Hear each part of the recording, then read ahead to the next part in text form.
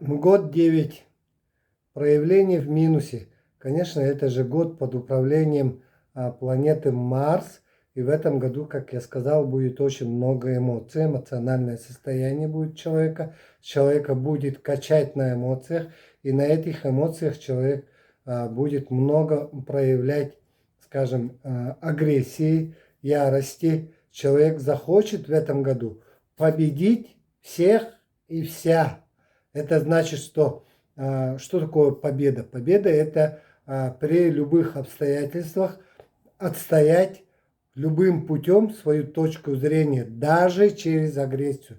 Поэтому у человека будет чрезмерная эмоция и чрезмерная агрессия или ярость будет происходить.